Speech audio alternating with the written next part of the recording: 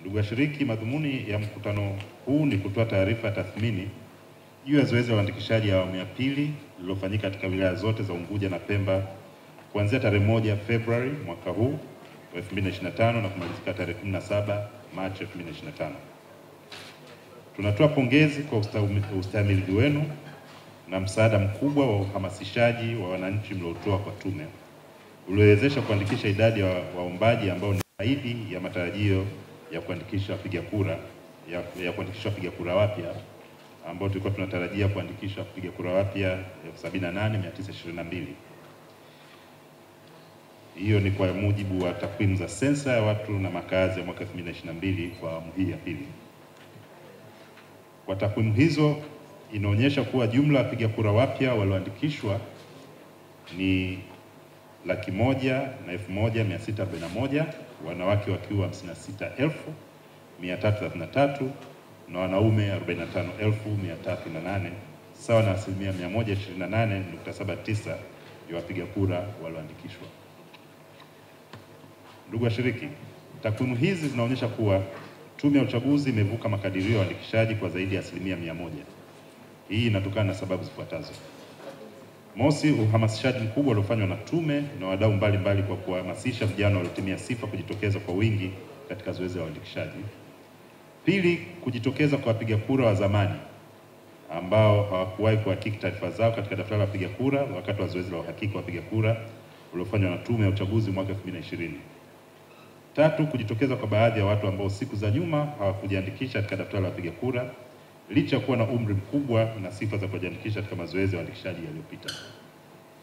Kiujumla, tume na washukuru wapiga kura wote waliojitokeza kuandikishwa na tunaomba muendelee kuipa tume ushirikiano katika hatua zake zote za matayarisho ya uchaguzi mkuu unaotarajiwa kufanyika Oktoba mwaka huu. Ndugu washiriki, kama nilivyosema awali katika mkutano huu, tume itawasilisha taarifa ya zoezi la uandikishaji wa wapiga kura kwa ujumla ikionyesha mchanganuo wa takwimu zake za kiwilaya, kijinsia, kiumri na hali ya watu wenye ulemavu. Taarifa hii itatolewa na mkurugenzi wa uchaguzi baada ya kukamilika hotuba hii ya ufunguzi wa mkutano huu. Ndugu washiriki, katika hotuba yangu nimeelezea mafanikio ya uandikishaji wa wapiga kura awamu ya pili. Hata hivyo, naomba nichukue fursa hii kuelezea upande wa changamoto zilizokutana nazo tume katika zoezi hilo. Moja ya changamoto kubwa iliyotokeza ambayo tunawaomba wadau wajiepushe nazo katika hatua zinazofuata za uandikishaji wa wapiga kura ni kitendo cha wadau kuingilia au kujaribu kuingilia mamlaka ya Tume ya Uchaguzi kwa kutoa au kujaribu kutoa maagizo kwa watendaji na makarani wa uandikishaji kama ambavyo baadhi ya watu walijaribu kufanya wakati wa zoezi la uandikishaji.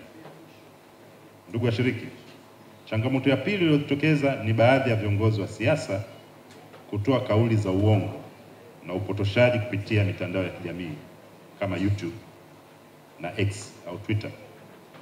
Tume inatoa kauli hii kufuatia upotoshaji wa makusudi uliokuwa unafanywa na baadhi ya viongozi wa vyama vya siasa kupitia mitandao hiyo ya kupotosha umma kwa kutoa taarifa za uongo na upotoshaji na hata kufikia kutangaza taarifa za zoezi la uandikishaji kabla taarifa hizo kutolewa na tume ambayo ndio yenye mamlaka ya sheria kutoa taarifa hizo.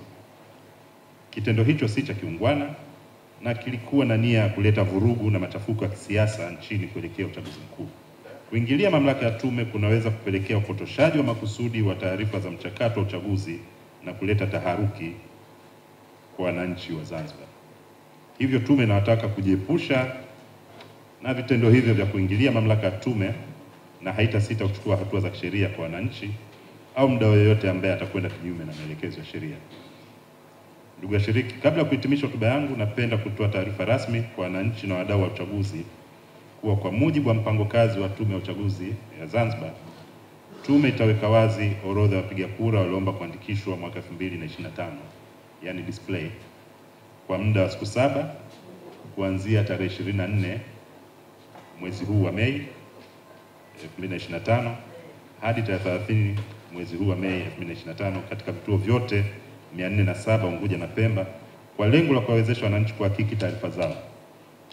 Pia wananchi ambao wamo ndani ya daftari katika shehia husika kwenda kuangalia na kujiridhisha juu ya watu waliojiandikisha, na kama wataona ipo haja ya kupinga fursa hiyo, wakiona ipo haja ya kupinga Fursa hiyo imetolewa kwa mujibu wa sheria ya uchaguzi namba 4 ya mwaka 2018. Zoezi ambalo linakuwa gumu la kufuta watu ambao wamepoteza sifa, kwa sababu kama tume sisi hatuna uelewa moja kwa moja kumjua huyu amepoteza sifa ama huyu bado yupo, lakini msaada kutoka chini katika jamii utatusaidia sisi kuweza kuwafuta wale ambao wamepoteza sifa. Baadhi ya taarifa tunapokea hazina ukweli. Kuna watu ambao unakuta tayari ushawafuta au ushaweka suspended, unakuta unapokea simu kwamba huyo mtu bado yupo hai. Kwa hiyo zoezi linakuwa gumu mpaka kuweza kuwafikia licha kwamba hizo taarifa zimeripotiwa.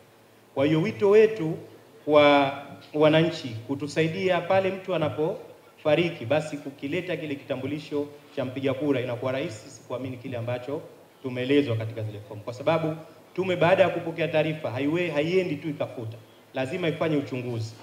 Kwa hiyo tunapokwenda kufanya uchunguzi sasa tunagundua kwamba wapo ambao wamekufa na wapo ambao bado wapo hai. Kwa hiyo bado tunaendelea na changamoto hii, lakini tumesema tunaifanya kazi kwa tahadhari kubwa, na ili daftari liwe safi, basi msaada unahitajika kutoka kwenu ili kuweza kuwatoa wale wote ambao wamekosa sifa.